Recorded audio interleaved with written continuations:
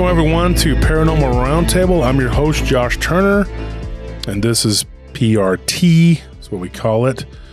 And I'm with my co-hosts, Anthony and Tony. Ushu, the one and only. Okay. Call it what you want. Lord Noodle, King of Mr. Udons. Noodle. Yep, udon, whatever. So we have a story for you tonight, but before we get into that, I got to give you the coordinates to everything here. We got Josh Turner, PRTpodcast.com. That's the email address. Email me your stories, Josh Turner at PRTpodcast.com. And then we have the Patreon. Anthony, you want to talk about that? Yeah, the Patreon is patreon.com/PRT podcast.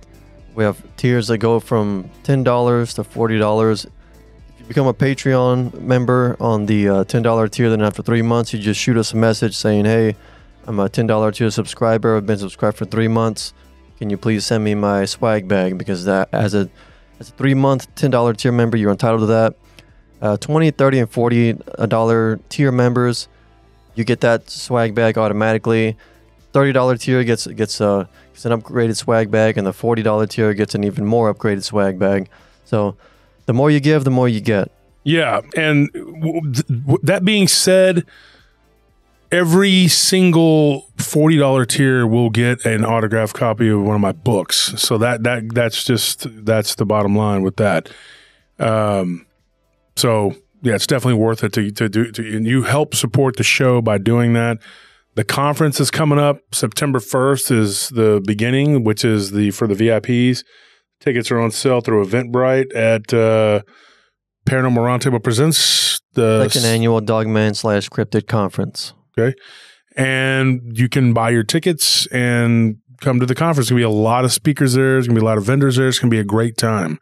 It's going to be like a little small festival there. And we're going to have a good time in White Settlement, Fort Worth. So you go to Eventbrite, go get those tickets.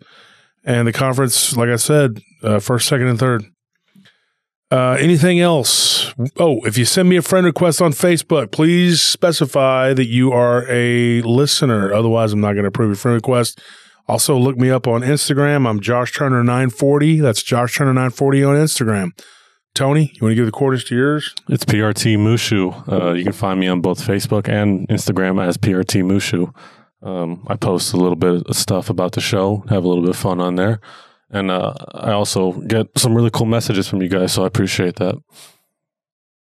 Yeah, and so that being said, let's get started, folks. I'm excited. We have a lot to talk about. What this story is really strange. I was driving a few weeks ago, and it just popped into my head that, like, what if there really are magic lamps? You know what I mean? Like, I hadn't gotten any stories like that. But then a couple weeks go by, and a friend of mine from downtown I used to work with, and I talked about this on my live stream. For those of you who don't listen to the live stream, you really should, because you're missing out. We tell stories live on the live stream on Sundays, and Fridays we have a guest. So anyway, he reaches out to me. He says, my cousins that live in Lebanon, or he's from Lebanon originally. He says that he married a woman from Syria, and he went to go visit her family. And they were from Aleppo, in that area.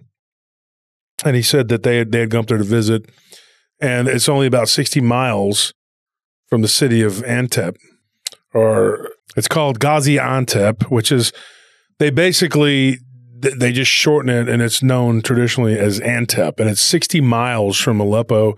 And his cousin told him this story, and then he got me in touch with him.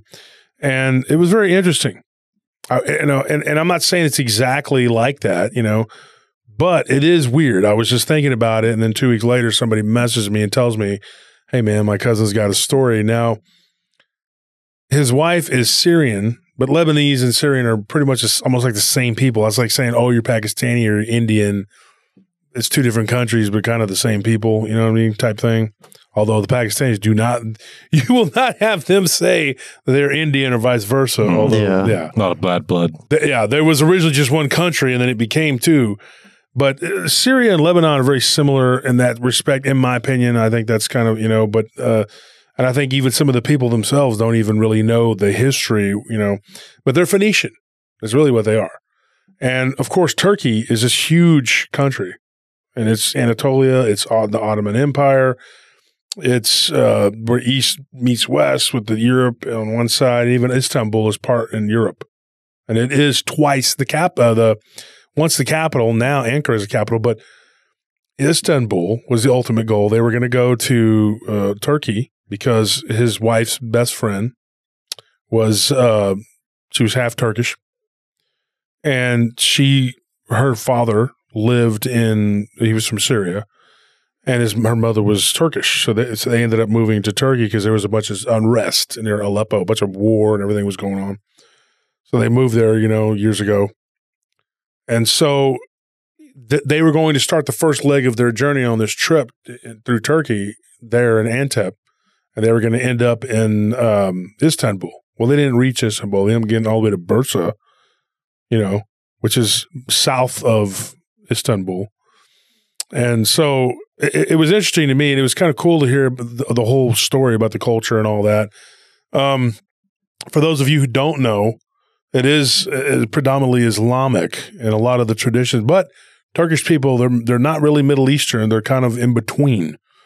It's kind of like Belgium. It's not really German. It's not really French. It's kind of its own thing, and they have a very diverse culture there too, because of the Ottoman Empire. And of course, at one time it was called Asia Minor, and Persia held it, and then it was conquered by Alexander the Great, and then it was Hellenistic for a long time, which is Greek. And then at one point, Turkey controlled Greece, and back and forth by, whatever. A lot of history. So it's pretty interesting to me to actually do this story. And I've had several friends from there, and I actually talked to one of them about this particular case, and he said, dude, it's like a classic case of you don't buy things in certain places. Well, when Alam was there, he's the Arabic guy, like he went there with his wife and his wife's friend and her husband. And the first leg of the journey, they stayed in Antep. They got there that evening and they ate dinner. The next day, they were offered to stay with her family, and they declined because it would have been kind of awkward. And I'll tell you why that's part of the story too. And I'll tell you why in a minute.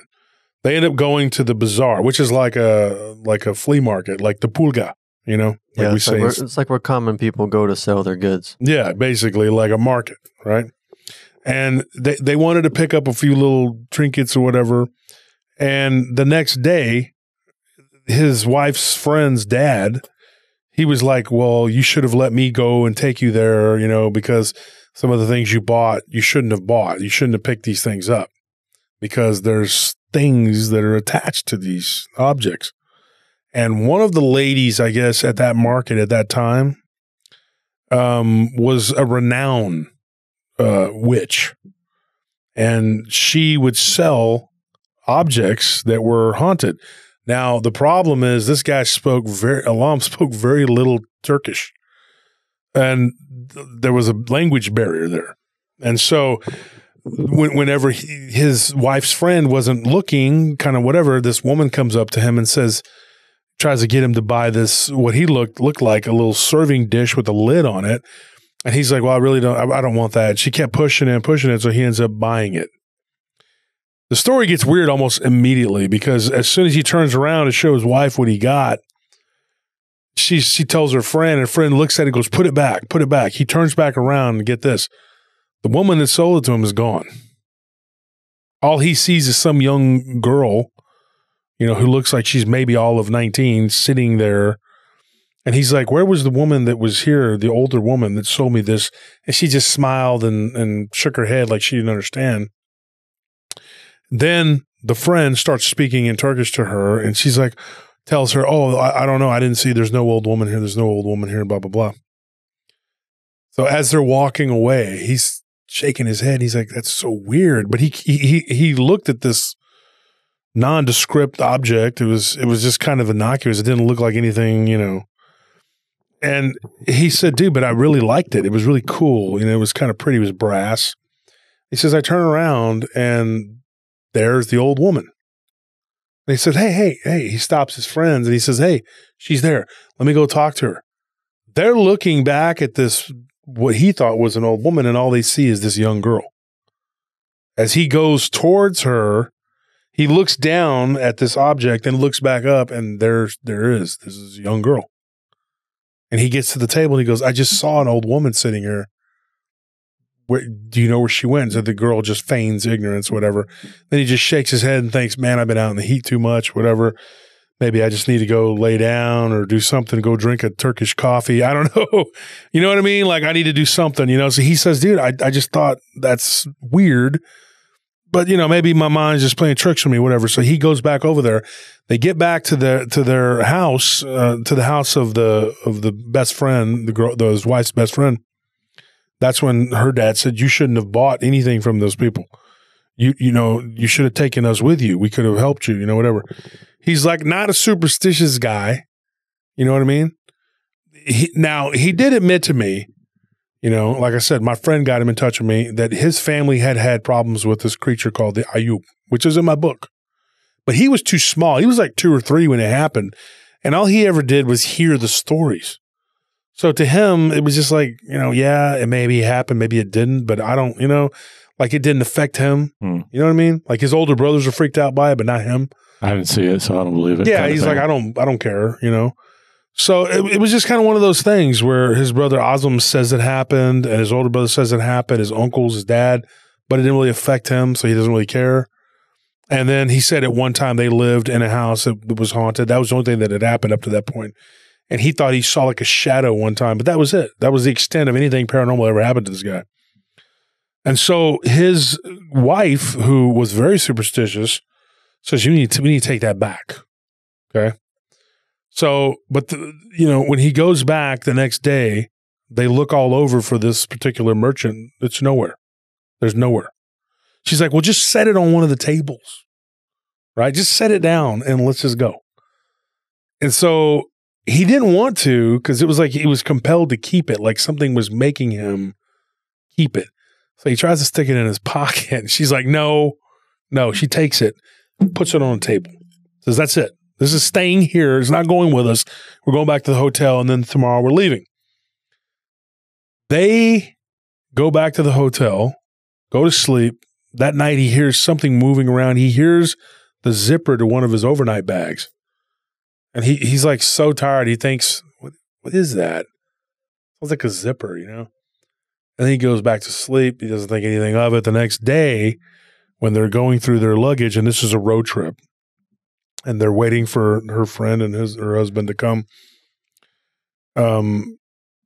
there is something wrong. He feels something like in one of the pouches of his bag. He opens it up, and there is this particular object. His instinct was immediately to tell his wife, but then he stopped himself and he said, no, I can't tell her. If I tell her, she's going to make me. He had this vision of him having to leave it in the hotel room. And he's like, looking back on it, I don't even know why I didn't. I don't even know why I just didn't leave it there in the hotel room, but I didn't. So they start their trip. They start to travel, and nothing really happens. They get to Ankara, which is the capital. Okay. And then from there, they were going to go to, I think, there was another city. I can't remember the name of it. And then they were going to go to Bursa and then on to Istanbul. Well, when they get to Ankara, and that's when something weird happens. They're in the hotel, and he's compelled to take this object out and go sit in the hotel lobby because he's looking at it, and he's just kind of, messing with it, and his wife doesn't know that he has it. And one of the hotel bellhops that works there at that particular hotel, and it wasn't any like talk before that. Like it was just he was just there. And he goes, what is that? And he tells him, I got it at the bazaar over there in Antep. And he says, oh man, he goes, you shouldn't have bought that. He's like, these objects, that you get at these markets, he goes, dude, they have Djinn. Like, sometimes they'll have curses, magic, whatever. So he starts laughing and he's like, okay, sure. Okay. Yeah, whatever. Like he didn't believe it. Like he was totally not, but he knew something wasn't right. But after that, like he goes upstairs, he goes to bed, he lays it on the counter. His wife comes out of the shower and she's like, what is this? she's like, how did this end up? She knows for a fact that they left it on the table there at that market. And she's like, how did this end up? And how long have you had this? Well, obviously, he's had it for, hundreds of miles. Like, he's like, well, I mean, nothing's happened, nothing bad that he could think of. Right. So he thinks there's nothing wrong with having this. He's like, what's the big deal? What's the big deal? Right. And she's like, yeah, well, the big deal is that we left it on a table and now it's right here in front of us. And she's like, when did you find out? And he goes, as soon as we left the hotel in Antep. And she's like, so you knew all this time? She was very upset. And then to compound it, her best friend's husband, who's with them, and he comes over to their room. He sees it and he says, you got to get rid of this thing. Leave it here. Leave it here in the hotel in Ankara. So he does. They take off. And guess what? They get to the next city that they're going to stay the night in. That night he hears it again. He hears this noise, like something messing with his backpack. He jumps up out of bed. He goes over there and he goes to inspect it. He finds it there in the pouch, and then he's like really freaked out. At that point, he's really creeped out. Like he knows 100% this wasn't a mistake. And he overlooked all these other things, what the guy told him at the hotel in Ankara. He's like, you can't dismiss. Now something's wrong. But he decides he's going to take it and literally throw it out the window of the hotel. Like he literally is going to do that. Like he's like, we're on the second floor. It's not a real nice place. He's like, I'm just going to throw it out, This is kind of a small, dumpy town they were in or whatever. So he's like, I'm just going to throw it out. He opens the window and he looks downstairs. And this is where it gets even more creepy. He sees this woman that looks like an old homeless person, walking down the street, talking to herself. And she looks up at him. She's got a shawl on her head, whatever. And he looks down and he sees the face of that old woman that sold it to him. And she starts laughing, cackling, like really loud, and it's echoing in the streets, and there's no one else around the street. And there's this like yellow dim light.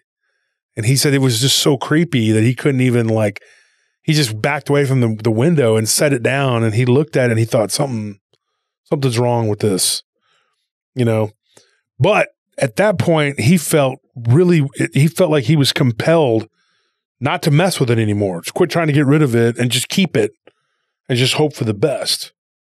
Right? Not necessarily what I would have done, but then again, we do have a key that appears anticipated. I was going to say, we definitely so did it sometimes you can't get rid of these things. So yeah, if you follow the show, you will know what I'm talking about, folks. It's, oh my gosh. I believe it's Haunted Objects. Is that what you named that one? Yeah. Should have been Cursed Objects. But yeah, this thing, it happens, right? So anyway, the next day they get back on the journey, they're traveling, whatever, and they end up like halfway between there and Bursa. And they stop at another, they do some sightseeing in this touristy area, and they're walking through the streets, and this woman who was a gypsy, like this isn't like a normal, like a Turkish person, whatever. She comes up to him, and she's a gypsy woman, and she tries to sell him what looks like one of those, like like Anatolian breezes. What's his name? Sam. Mm-hmm. He sells those. Oh yeah, with the little bracelets. She tried to give him a bracelet with the blue eye on it. Oh yeah. He described it to me. When he described it to me, I knew exactly what it is. It's to ward off the evil eye. Right? The Kurdish people use it. But this woman is a gypsy, and she says she's selling these bracelets. She says, here, he tries to pay her like $2 or something like that. And she says, no, take it. You need it. And he's like, I need it. And she's like, you need it. And she walks off. And so he's like, okay. So he starts to put it on his wrist, and the woman that's his wife's friend says, no. She takes the bracelet from him and goes, no, you don't know what they've done to these people do things, and there's no telling what could be on this bracelet. He's like, you just don't take things. And like I said, this guy's not a superstitious dude, or he wasn't. That's why he was like, he didn't believe in any of this. And he even admitted to me he wasn't really religious. Like he read the Quran and he went to Jamaat, the whatever. but he didn't really like, he felt like he didn't really believe, you know, he wasn't really. He just kind of went through the motions. Yeah, he went through the motions, you know. And I've heard that before. I've heard from people who, you know, like a friend of mine from Burma, he was talking about being Buddhist. His parents were Buddhists, and they were like, you know, you need to study and all this. And he just kind of went through the motions. He didn't really, until something happened. You know, I understand where he was coming from, but I mean, you know, I'm not that way. I said, I'm worried about my soul, dude. I ain't like you. But you know, I told him, I said, hey, you know, whatever. It's your life. If you wanted, you know, whatever. And so he told me, he's like, I wasn't really superstitious. So I was kind of aggravated because I actually liked that little bracelet. And so he's like, when the woman that took it from him, his wife's friend, he went and he found that gypsy woman who was walking down the street. And he went back to her and gave her $2 and bought one and put it in his pocket because he said he felt like maybe it would help him. He just felt compelled, you know. But he said, you know, later on, looking back on it in hindsight, he thinks it was a very big mistake because that night in the hotel room, he hears like this rattling noise and he looks over on the counter right below the TV and he sees that lamp sitting out and he did not pull it out of his sack, his clothes bag. And he's like, why is this thing there? And why is it moving back and forth? He falls asleep. Like, it was like he just couldn't stay awake. He was wide awake and then he just fell asleep. He was watching a soccer game and then he was out. And then he goes, as I'm laying there sleeping, this is where it gets really interesting. He says, I get like this, I guess what you would call like an encounter with a being. He's like, there was like this entity. And he said that it was like a large, like 8-foot tall man with no legs. It was just kind of hovering there. Didn't have like the little, you know how the genies, they always have the little, you know. The smoke trail. It didn't have that. It just didn't have legs. Little Casper tail. Yeah, the little Casper tail. It wasn't like that. Didn't have a turban and all that. It was just black. Just solid black. And not black like a person from Africa or anything like that. It was just like black. Ink. Yeah. Like inky black. And he said, I saw the blinking eyes and they were yellow. And he said it was freaking him out, dude. He said it was so freaky. And inside the eyes was a slit like a reptilian. It looked like a reptile's eyes. And he said that this thing spoke to him in Arabic. And he said it spoke to me in my language, you know, and it told him. It says, I travel, therefore I am. And he's like, what does that mean? And it just laughed. And then he woke up and he thought, what a weird dream. Like, what does that even mean? Like, why am I dreaming this? This is so weird, you know? So then he goes back to sleep and he tries to. And finally, right before they're getting ready to check out, like hour before he has to get up to take a shower to check out, whatever, then he falls asleep. So he wakes up and he's exhausted and it's his turn to drive. And he's just like, I can't drive, man. So they're going to push on to Bursa. And he's just like, I can't drive. I'm too tired. And so the guy from the day before, he drove, so his wife drove. They said it scared the crap out of him. She was a terrible driver. And he didn't want her driving. And he goes, dude, we almost died. We almost got killed. And he said that I was sitting there looking at that lamp because he had taken it out at this point. He was looking at it. I say lamp, it looks more like a serving, like a gravy bowl or something, the lid on it. And he said that he took the bracelet and stuck it inside the lamp and left it there. And he said that right after he did that, that's when they had almost an accident. They ran off the road and the bracelet ended up flying out of the lamp and hitting the windshield. And everybody was like, what is this? And they pick it up and they look back at him and they were like, where did you get this? And he was like, I went back and I bought it from the gypsy woman. And they're like, why did you do that? Like, we told you not to do that. You know? And then he said when he put that inside of that serving dish, yeah, he said it just something happened. It was super powered. He said after that, he goes, every time I looked at it, it looked like it had a greenish sheen to it, like a glow.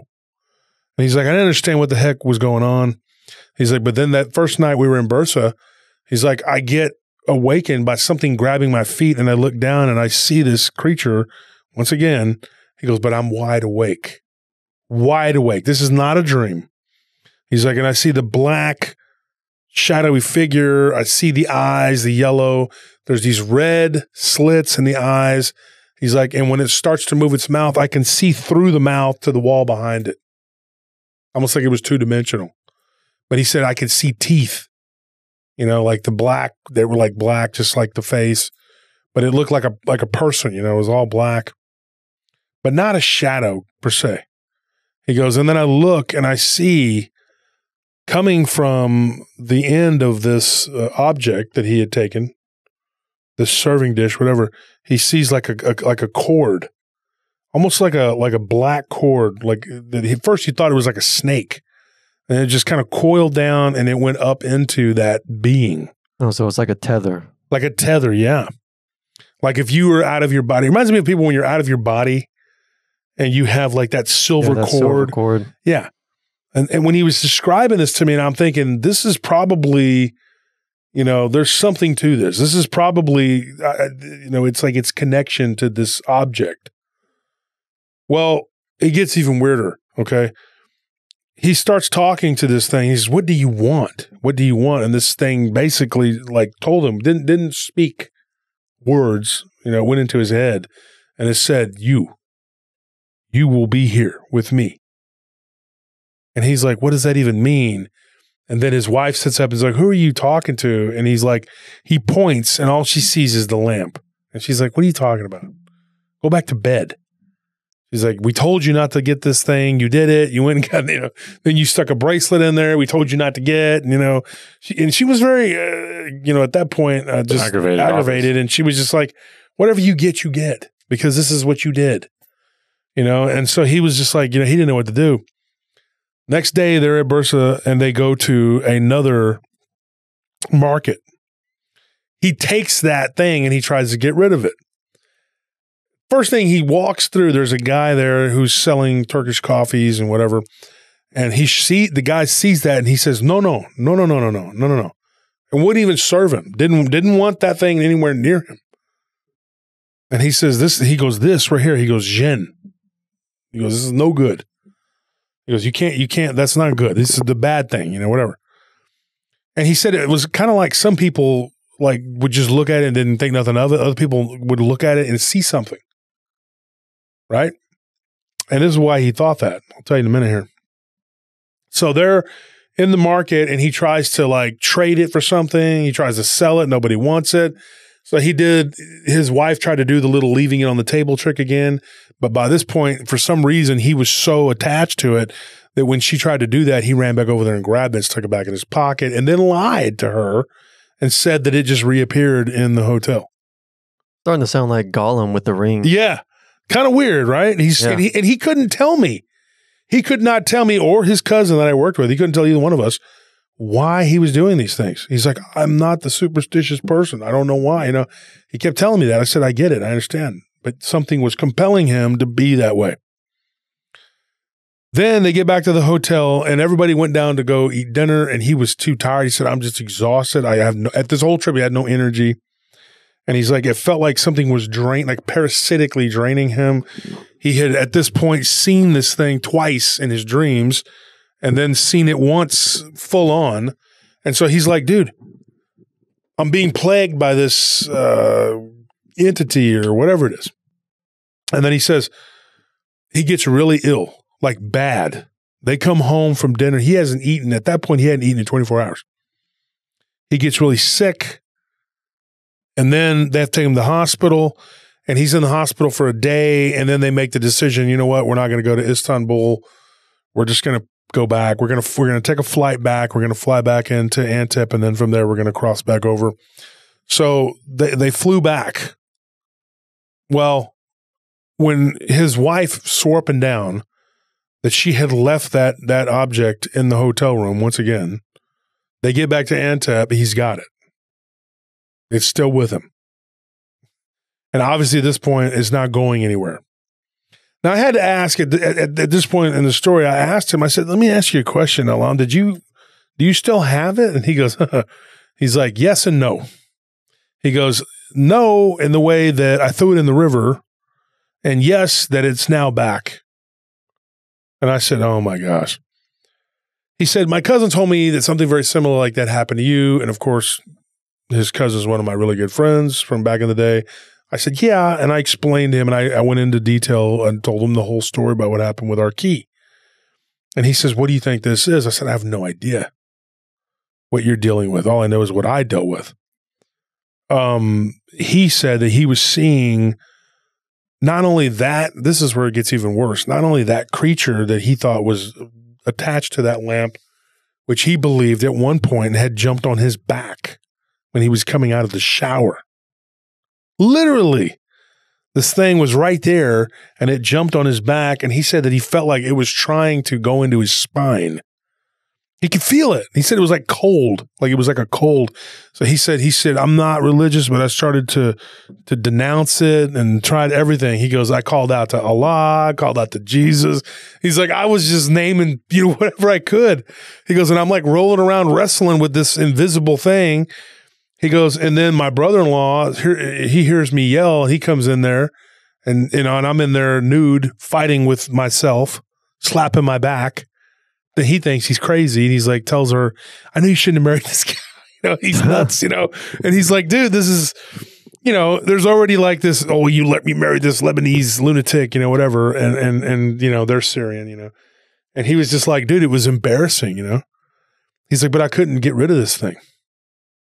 And he said that finally he just put it up on the mantle. And he said that he had up on that mantle, there was a sword. And the sword kept falling down. It kept falling onto the ground, whatever. And he asked me, if like when I had lived in my haunted house, we talked a little bit about that and about the key and all that and the gargoyle. And I told him that in my house that I lived in, there was a picture, and it's the Frazetta picture of the werewolf and the vampire. And for whatever reason, that thing kept flying off the wall and getting turned around and laying face down. I didn't know why. I didn't understand why it was happening. I didn't know the reasoning, whatever. And it is what it is.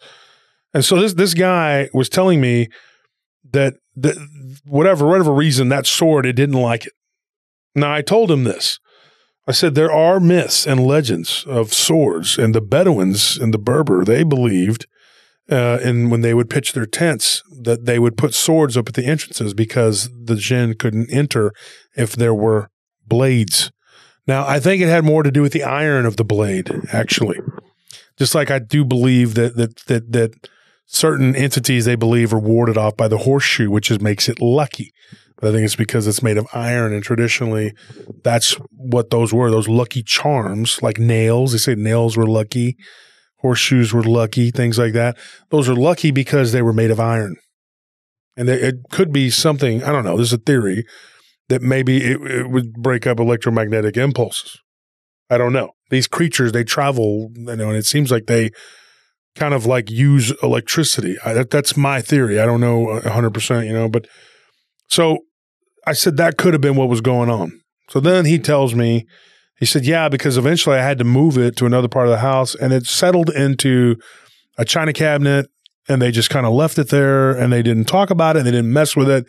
And for a few months, things kind of calmed down. There wasn't a whole lot going on. But as we know, that's just sometimes things chill out for a while, then they come back around. And sometimes when they come back around, it could be worse, it could be better. You don't know. But it's calm before the storm. Calm before the storm. You just don't know. Well, this is creepy. His brother-in-law and his girlfriend were house sitting for them as they went on a trip a few months later on a business trip. And he says, we come back, and the brother-in-law goes, I got to talk to you. He says, I don't know if you know this or not. He goes, but your house is haunted. And he says, I know you're not a superstitious person, whatever. He goes, oh, no. I believe now is all this stuff that's happened, And he had never really told his brother-in-law what he was doing with slapping his back, whatever. He says, that day you came running into the bathroom because you heard me screaming. He's like, there was a demon trying to jump on my back. He goes, and it comes from that lamp. And he took him over there to the china cabinet, and his brother-in-law's face turned white. And he says, you got to be kidding me.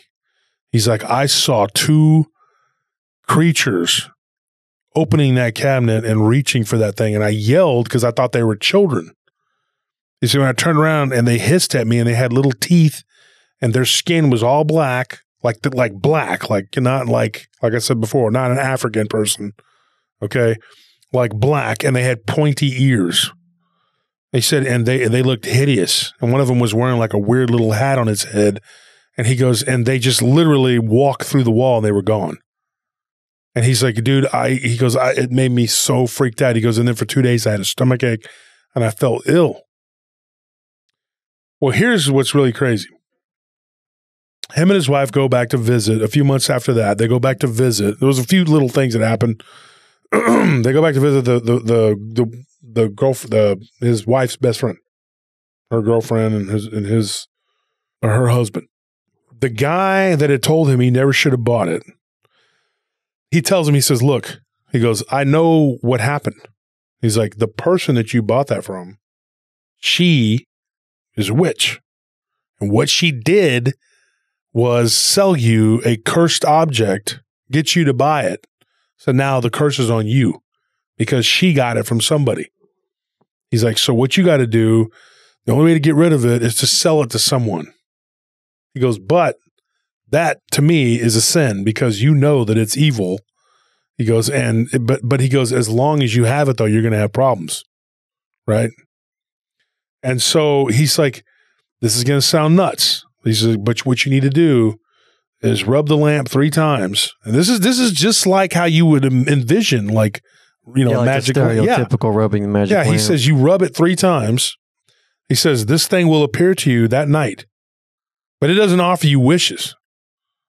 It comes to you and it'll try to bargain with you, and you have to agree to give it like basically a soul, like someone, right? It has to, and then what it does is it attaches itself to that person.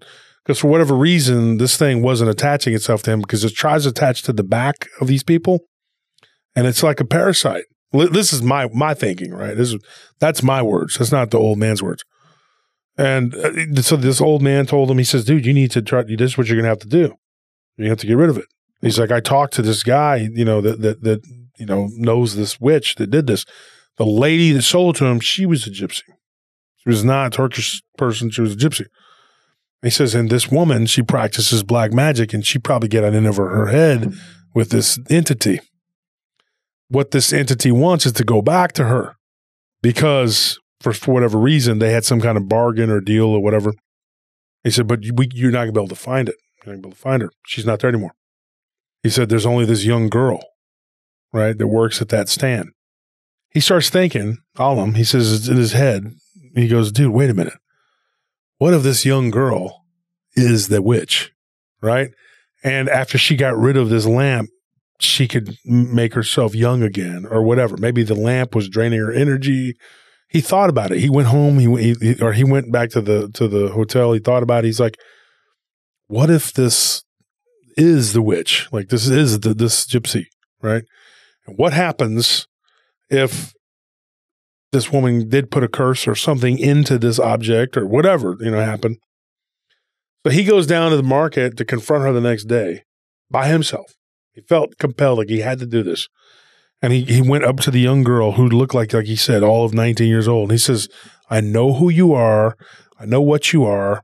He goes, and I demand that you take this lamp back and you accept whatever it is you had going on with this lamp. I don't want it. It's been over. I think at that point, it had been over a year already. He said, I've had weird looking creatures coming into my house.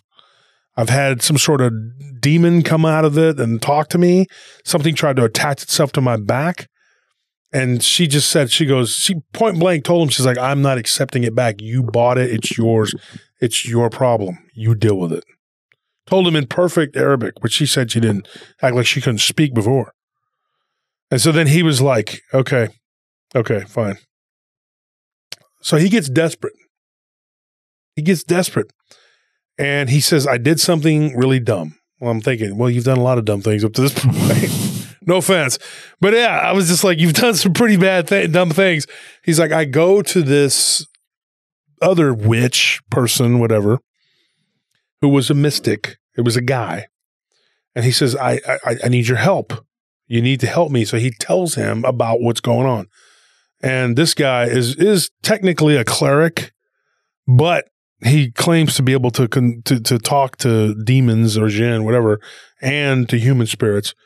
And so I told him, I'm thinking to myself when he's telling me this is a terrible mistake. So this guy says, I can summon a creature and it can go to this witch and threaten her and make her take it back. And so he says, what is this creature? And he says, well, we have to do a ceremony, like a ritual. So he goes to this guy and they go into this little tent, right? And this is outside of Aleppo in Syria. And this guy starts doing all this prayers and chanting, whatever. He sees come up out of this smoke. And this is interesting if you're a person that you know, like, he says this dog-headed or wolf-headed creature comes up out of this smoke. And he says, dude, what in the heck am I looking at, dude? And he said, dude, he goes, it looks like a werewolf. And the guy says, yes. And he takes it and it goes into this like little red, what he thought was red, but it was like an amulet. And when he takes it off, it's like a black crystal in the middle of like a circle with a bunch of lines going through it. And it's red. But when he takes it from this mystic, it becomes black. And he's like, put it on, wear it for 7 days, and then recite this prayer. He gives him a prayer. And basically the prayer is it's a summoning, like basically to tell this thing, go and return this gift from which it came and blah, blah, blah, you know. So he goes back to the city of Antep once again, and he takes up the offer to stay with the elderly couple of his wife's friend, her parents. He stays there for a couple days. The whole time his wife's like, go ahead, do what you got to do. She thinks she's crazy. She doesn't know what to do. He hasn't told her everything. He's doing all this kind of behind her back. And she's like, you know, whatever. If you feel like you got to go take that lamp back and do what you got to do, whatever. I'm tired of dealing with it. He goes back and he confronts this woman. And he is wearing the necklace, whatever. She tells him, she stands up and she says, okay, I'll take it back. She's like, but there's a price to pay for what you did. And he's like, well, I'm happy that he's like, well, I'm glad to pay, you know, whatever. He's this stupid thing. He, you know, just kind of mouthed the words. And she's okay, we'll see. So then she said, what you do to me comes back to thee 3 times to thee. Basically, that's what she said, you know, like, and he's like, okay, 3 times, whatever. On his drive home, it happens pretty quick, like almost immediately. He's driving, getting toward the border, and this black wolf-like creature comes running out of nowhere and runs alongside his vehicle and just scratches the side of his vehicle and then busts the side of the window. And he's just looking at this thing. And he said it looked kind of like that thing that was in the smoke. He swerves, almost goes off the road, and then almost goes into oncoming traffic and then goes back onto the road. Well, he gets pulled over. And Turkish police are like, you know, what the heck are you doing? Why are you driving like that? And he's like, don't you see my bus? And before he could even say the words, he looks and there's no busted window. And he's like, okay. And they look and there's no, like he heard the screeching noise on the side of his vehicle. And he says, dude, something attacked my car. And they're like, really? Because all we saw was you swerving like a maniac. They give him a ticket, whatever, tell him to screw off and get out of our town, whatever, you know. And so he goes on about his way. It's in some small, you know, whatever. He goes out. He finally crosses over. He gets back to his, back to Syria, whatever. He's driving. He gets accosted by at first he thought he was being carjacked. This guy comes up to him. Literally, it looks like he has a gun in his hand. And he's like, these 2 guys, they converge on his car and they tell him to get out of his car and blah, blah, blah. And when they do, they're both wearing like these, what do you call the things over their face? Balaclavas. The balaclavas, whatever. And they pull it up. And one of them, he says, dude, the guy looked like a werewolf. Like it literally, he was like, and there was another one on the other side. And then they started like laughing at him. And he closes his eyes, he squints, he opens them again, thinking, oh, I'm just seeing things. Because maybe at this point, he's thinking maybe this witch did something to me. Maybe I drank some bad coffee. I don't know what the heck is going on here. They start laughing at him or whatever. And then he looks again, and they're still just looking like werewolves. They look like wolf-like creatures, like literally in the head, like their heads did. And then he falls down to his knees, and then he looks up again, and they're literally just two guys in uniform, and they're like, "Are you okay?" And they're like, "Are you okay?" And they're trying to lift him up and help him up, and he's all freaking out, and they're military guys. And they were like, we saw your vehicle on the side of the road. We were doing our patrol in that area. There's a lot of civil unrest. And he goes, we decided to check on you, and you're just crying hysterically. He don't remember any of that. He just remembers driving, and these two guys that looked like they could have been, terrorists for all he knows, accosted him. And then next thing you know, there's just two military guys talking to him. And he was like, oh my gosh, he's like shaking at that point. And he's still wearing this crazy necklace or whatever. And one of the guys like kind of looks at the necklace and asks him what it is. And he says nothing, and he yanks it off his neck. And then he gets back in his car and he takes off driving the rest of the last leg to the village outside of Aleppo where he's living. And he throws it out the window. And that was the end of that.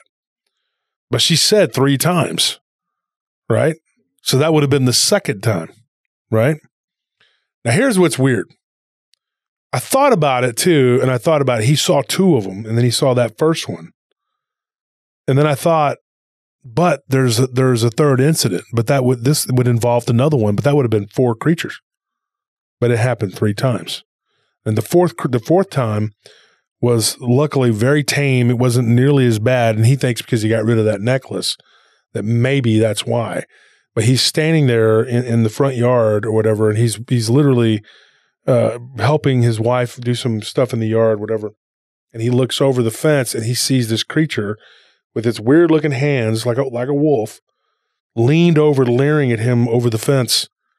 And he just looks down, and he looks back up, and it's gone. And that was it. Like, he never saw it again. But his wife did. Like, a couple nights later, his wife said she heard the dog barking. She goes downstairs, and she sees this creature with yellow glowing eyes standing over the fence growling at him.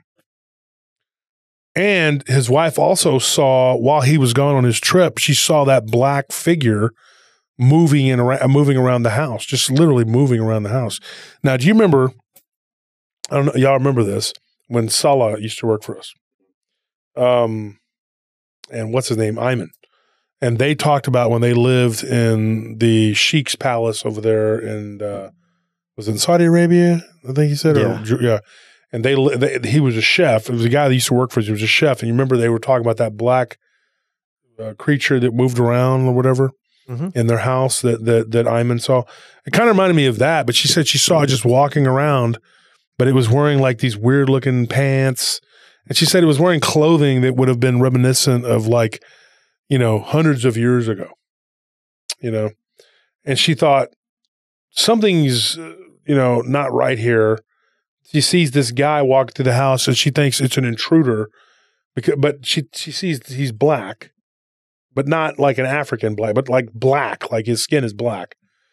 And she said that it was so weird. She looks down on the ground and there's like these trail literally falling behind this guy because she was going to say, excuse me, like what's going on? And she's terrified. He's big guy. And he just walked into her house and she sees this trail of what looks like scorpions right behind him. And she walks up and they're turning to ash as he's walking. And she's like, it was the weirdest thing she'd ever seen. So she freaks out. She drives to her mom and dad's and she stays there. And then when he returns, she's like, we got to move out of this house, whatever. And then they start going to the mosque and they pray. They do all these things. And then they decide, okay, we're safe. We're okay. And she hadn't told him that story. But she says, well, you were gone doing whatever you were doing. She's like, this happened. This demon, this Djinn, came into the house, was walking around like he was looking for something. And ash was falling off of him and it was becoming scorpions. And then they were turning to ash. Very weird. I mean, very creepy. But you got to remember, this is the Middle East, and things in the Middle East are a lot creepy. It's, to me, a lot creepier than they are here. I mean, it's just, it is. I don't know, because it seems like what goes on over there, there's so much darkness and magic and weird stuff because there's a lot of, like anywhere like Mexico, South America, all these places where there's like a lot of people who don't have money. And I think that's why there's a more prevalence of people looking for something. So they turn to magic, and there's all these dark arts practitioners. And I think that happens because these people, they're born into poverty. And so they feel like the only power they're going to have is to do it through the spirit, which unfortunately leads them to the dark side more often than not, or they get tricked. And so we're sitting there listening to this guy talk, and we had a long conversation, and he was a very nice guy. And he says, dude, this is crazy. In the beginning of the story, he's like, I'm going to tell you some stuff, and you're going to think I'm nuts. I said, no, I've heard it all before. But this was pretty intense. And I'm not going to lie, like listening to him gave me a whole nother perspective on how bad things can be when you don't make the right decisions, and don't take people's advice. He says, dude, before this happened, he's like, I was a very pragmatic person, practical. He's like, and he speaks pretty good English. He lived here for a while. And he said, dude, I never believed in this stuff. I never thought it would happen to me. He's like, and it was very difficult for me to accept that this was real. The whole time it was happening, even though it was happening to me, it kept happening. Like the wolf-headed creatures and this thing that I was, this amulet, the witch or whatever she was, the gypsy, the other one that gave me the bracelet. He goes, none of it. I couldn't, it was like surreal. Like it wasn't happening to me. Like it was like I was watching it happen to someone else. Like he was another person. He's like, the person I am now compared to the person I was before, he goes, I was borderline atheist, like agnostic, I guess he would be considered. He didn't say agnostic. He said like atheist, but I think he would have been like agnostic. Like he knew there was something, but it wasn't for him. You know what I mean? Yeah, like he just didn't commit to anything. Yeah, he didn't buy into it. And so when I listened to the guy talk, it sounds like there was this evolution that kind of took place in his life, and it was all because of this thing that he bought at a market. And I don't think he really thought. Of course, he didn't think it through, but I don't think he really thought there was anything to it. I think he thought it was just benign and nothing would happen. And instead, he ends up with this whole psychotic journey. But he ends up in this whole, trip with this figuratively and literally. And he's like, we never even made it to Istanbul. I got sick in Bursa. We had to come back. And I told him, I said, well, at least you learn from it, right? You learn something. And I was like, since the last time that your wife or you had the encounters, have you seen or heard anything else? He's like, no, I've never had nothing. But since this whole episode, they have a son now. He's like 5 or 6 years old. I guess he'd be 6 now. And he said, my son one day said, Dad, something was whispering in my ear. And I looked down on the ground and there was like this snake. And the head grew into like a man's head. And it was black. And had yellow eyes. And he said he threw a pillow at it and he ran out of the room. So he goes into his son's room and he's like, son, there's no snake. There's nothing. So they sat down and they prayed together. And that was it. And he said that his son was little bitty, like 2 or 3 years old, like 3 or 4 years old. And but since then he's started going to church. His wife's family is kind of split. Some of them are Christian and some of them are Muslim. And he decided to convert, and now he is Christian. But he said that he studied Islam, and he went, he did what he did, but then he said he just decided to convert. And his wife was Islamic. Now she has not converted, but he said it is kind of weird because he goes to an Orthodox Christian church and she goes to the mosque. But he said they agree to disagree. But they agree about most things. But one thing they definitely agree about is that this creature, whatever it was a demon, and it came out of that lamp or whatever you want to call it, that thing, and that it had everything to do with the hauntings and what was going on in their house. Having saw what she saw, having her brother-in-law saw what he saw, and then having, his son now, having seen something recently, not too long ago, 3 years ago, 2 years ago, whatever. He said, dude, I just stay prayed up.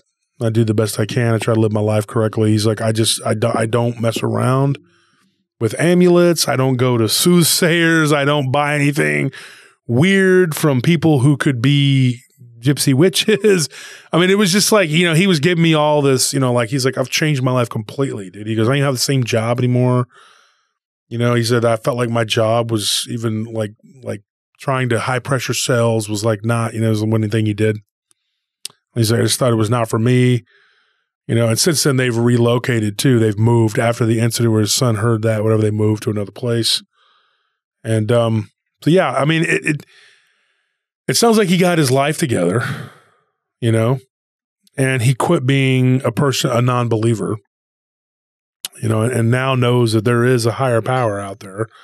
And, whatever you choose to do with yourself, I think that you really need to be careful about the objects you bring into your house. You hear about antiques and things all the time being haunted, which may have happened to us too, not too long ago. I'm not even talking about the key. The key. I'm talking about the stuff when we moved into this other place. But you never know. I mean, stuff is there, and then it's not, and then it's there, and then it's not. Or maybe it's just hidden. So, what do you think about that? About this guy's story? It's terrifying, definitely. What bothers me is, I think it's funny how we have this preconceived notion that, genies come from lamps. So we kind of take it for granted maybe, and like look at other objects as like, oh, that it won't happen to this. But I think in reality, it's like, it's anything. Anything has the possibility of leashing. I think that's what that tether is a leash.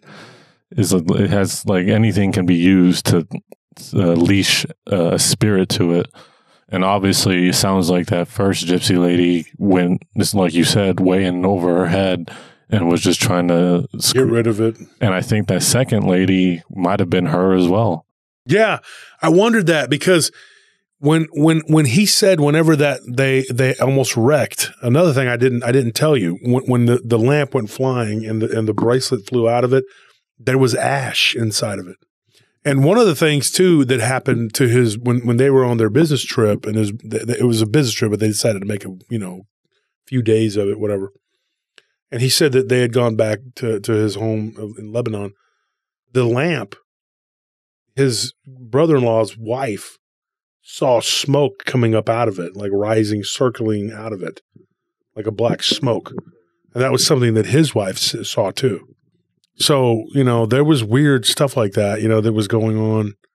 And he just got to where he was ignoring it. You know what I mean? Like, I don't know. Well, I mean, in the end, even though I think he had to go through 3 dogman attacks or 3 spirit, whatever that thing is, attacks, it sounds like it was worth it. Really only one was an attack. Well, I mean, he had to encounter them 3 times. Yeah, 3 encounters. It sounds like it might have been worth it because whatever this other spirit was trying to do, I'm sure was going to be a lot worse. And it sounds like more like those 3 was just like, it's literally like the price to pay for sending me to someone else is that you have to encounter me 3 times as well. And I'll take something from you, something that he probably will never know he was missing. Or it just might be like, I'll feed on you, on your fear or whatever it is.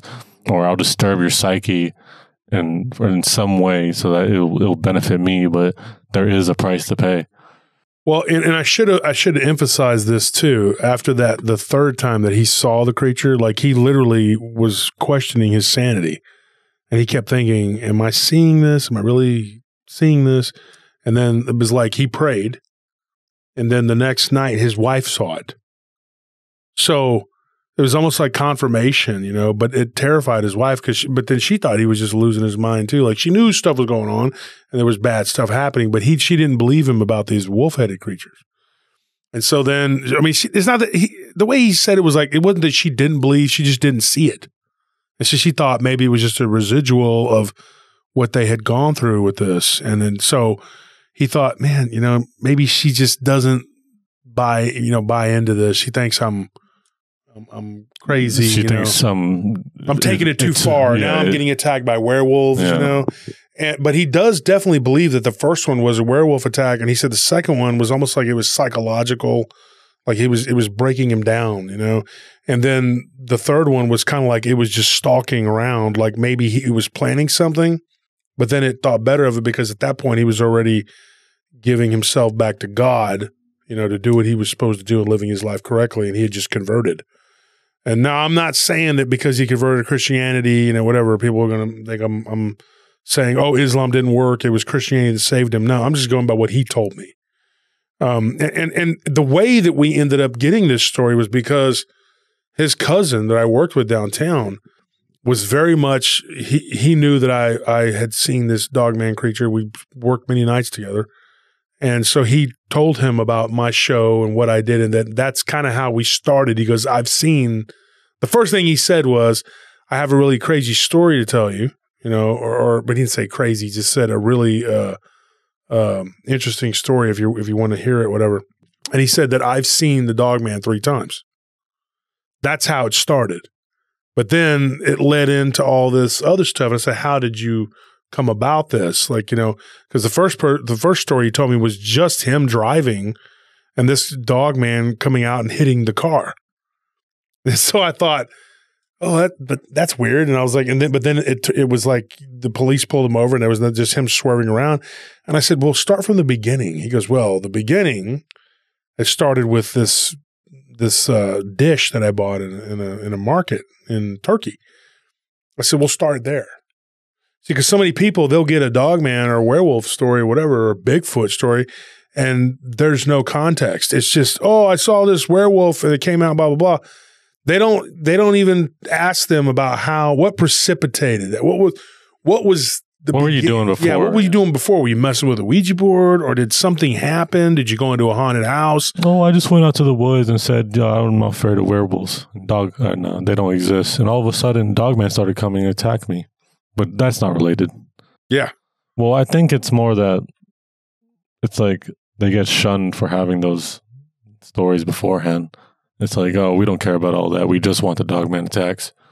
And it's just like, that's just how they expect everybody to want. It's like, oh, you're only in a dogman? Then I'll just tell you this little bit.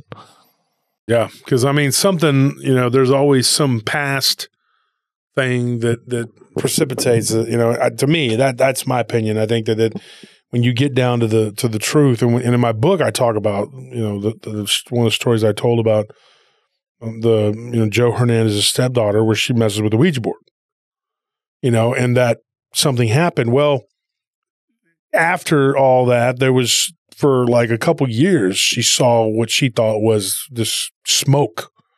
She would see it kind of swirling around. Like one time they were in the driveway, her and her friends, and they were drawing with chalk, you know, they were doing this like thing for school. And then they put up the sign for their football or whatever, you know. She was like a cheerleader. And she said, we were drawing and then in chalk or whatever. And then I look up and there's like this black, thick cloud that kind of went right behind my friend really fast and then kind of broke away. And then I look up and there's like 4 or 5 blackbirds flying around in the sky, but really low. It was really weird. But that happened after the Ouija board. Now, of course, if you take it out of context, and she tells someone a story, a paranormal story, she says, I saw this black smoke and it just came down and then it looked like it almost broke up. It looked almost like it broke up into 4 different creatures, like birds. Wow, that's a crazy story. Well, what happened to get to that point? Well, you were playing with a Ouija board with a bunch of your friends, and you asked, what did my dad see that night? The story about when he was working at Wimberley on that house. I need to retell that for the show, Joe's Encounter. I was looking through my files the other day, and I saw Joe's Encounter on there, and I was like, you know what? I had to just retell that one for my audience because I told it on the other show, but not this one. But, you know, it's real easy to take it out of context, and I've read one of the best stories I ever got was a Beware of Dog. You remember that one? Yeah. And I got that from a group. Some people that had said that they had something really creepy happen to them in a group, and I just messaged them.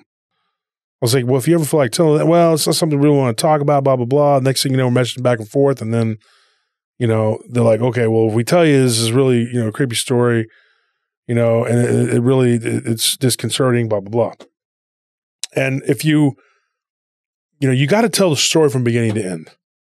To me, that's everything, because when someone has an encounter or something like that, it's real easy to dismiss it. And then, you know, when somebody says that there was this black creature, man, whatever, walking through my house and it's dropping ashes that are turning into scorpions, and you're like, that's crazy, man, that's crazy. But you guys know from talking to some of my friends from the Middle East, some of the stuff they've told us is just crazy. Yeah, and it's also like if this story can be taken and broken up into many different ones, and just taking those little bits, they could be a story in themselves. But it really gives you a bigger view of the whole picture when you have the entire story laid out in front of you. For instance, like, you would have no idea what the little snake baby-headed thing that tried to talk to his son was if you had no idea about some of these other things. Because of that, because you found out about all these other things, you are able to identify this little snake baby-headed thing better. It was no baby head. It was a snake. But it was growing into a head, like a person's head. Yeah. Yeah. But like, if you just like, if you were just told that story, you'd be like, oh, wow, that's wild. Like, what could that be? That sounds insane. But like, then even still, like, the little it coming and attaching onto his back, you're like, oh wow, you got a demon in your house that tried to possess you or something. But because we know that it all stemmed from this lamp, you're able to exactly identify the mistakes he made and what is basically what he was kind of dealing with. And it's like, it could happen as simple as that, where it's like, you know, we hear stories of like, oh, I saw a UFO when I was a kid. And then ever since then, they've been having other issues and other issues and other issues. But it's like, well, if you don't start from the very beginning of when you're first, what I consider marked, you're going to miss out on a lot, because there might be a thread in there somewhere. But because you're choosing to close off those options, you're not going to find that thread. Compartmentalization. Yep. Talking to a UFO researcher the other day in one of the groups I'm in, and it's a UFO group, and he was talking. I got into a pretty good conversation with him, and he said something to me that was interesting. He said that for years and years and years, he was involved in the UFO community. He was MUFON kind of person, whatever. And he said, I would talk to witnesses, and occasionally I would come across people saying that their house was haunted. He goes, and I would cringe because I thought, oh, no. And in his way of thinking, he thought that kind of discredits these people's story. They're seeing UFOs, but now they're telling me that their house is haunted, or they're telling me that they saw Bigfoot down by the creek behind their house. And he goes, and me and my fellow researchers would kind of roll our eyes and groan like, oh, God. So these people are seeing ghosts and Bigfoot. Okay. He goes, and then it became so prevalent through a couple of different investigations he had. He went there and he talked to these people face to face and had a very credible conversation, much like we have with different investigations. And these people will sit across from you and they're looking you dead in your eye and they're telling you, this is what happened to me. This is absolutely what happened to me. This is the truth, you know? And you're like, wow, either this person can lie very well, you know, looking in my eye, and they're able to mimic emotions too, you know, and move you emotionally because they're very distressed and they're like, I know what I saw. And so he said, dude, after there's a couple different investigations like that, one of them that happened out in New Mexico and another one that took place in Colorado. He said, when I interviewed the people for those two different spots, one was like in Colorado Springs. And he said after that, he's like, dude, I was convinced these people, there's more going on here. And so then that led him kind of down the proverbial rabbit hole to maybe there's something to this. The one in Colorado was a Bigfoot encounter that went along with the UFO. Not necessarily, it was coming out of the UFO, but they were seeing UFOs and they saw Bigfoot. And then the investigation that he did in New Mexico was right outside of Albuquerque. And he said, dude, it was crazy. These people were living in a house that absolutely was haunted. And I said, how do you know for sure, Reese? Well, I just said his name. It doesn't matter. But anyway, I said, Reese, how do you know for sure? He said, I'll tell you right now. He's like, I went into the house and there was like this remote control car, and it just came flying past us, and we all were like, whoa. And he goes, I looked to see maybe there's going to be a kid playing with it, and it's just a woman there at her house by herself. That's her grandkid's toy, and the grandchild wasn't there. He's like, I witnessed that. And he's like, and she started talking about the alien abduction stuff that was going on with her granddaughter, grandson, and then told him about the lights in the sky and the orbs and all that. And he's like, dude, I couldn't, when this woman started crying to me and was, he's like, I knew there's more to this. He goes, and he told me that he's checked out my show. He hasn't watched a bunch of it, but he's seen a couple episodes and he thought it was interesting. He's planning on watching more or whatever. And I said, well, you better, punk. Better subscribe as well. I was like, but yeah. It's crazy because like you see little threads and like people will just absolutely choose to ignore it and they don't understand. It's like, oh, we see UFOs. And then after we see UFOs, we start seeing glowing objects. Then all of a sudden Bigfoot happened. Mm-hmm. And it's like, there's no connection there. You don't think there is one? Like there definitely is.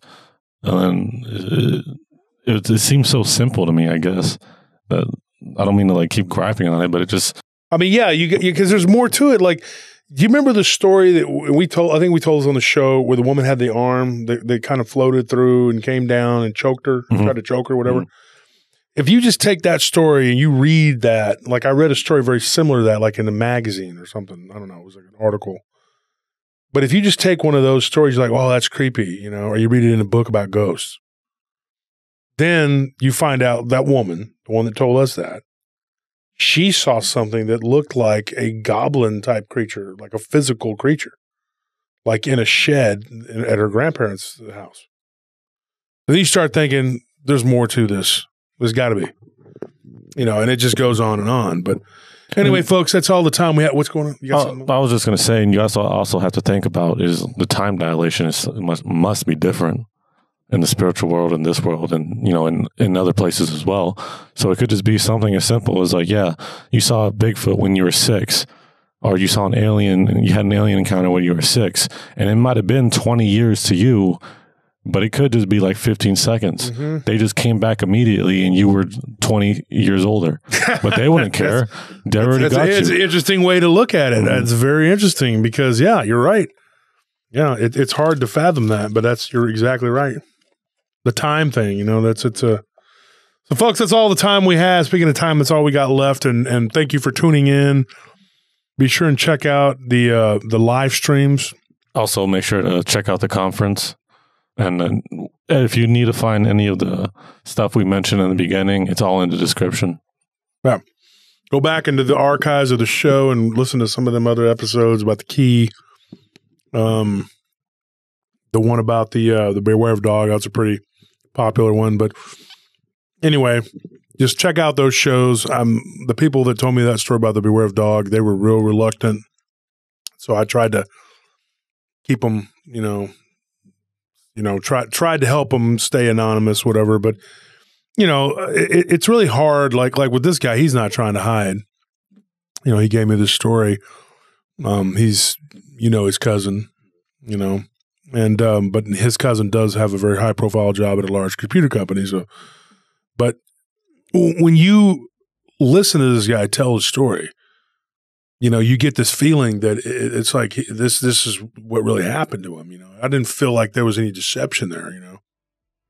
The way you described it to me, it was like he wasn't glorifying it, or he wasn't telling a story to wow you. It was just I didn't feel like he was embellishing it either. It was more like a war tale where he was just like, it was something traumatic that happened to him. And he was just like, just relaying it like, yeah, this.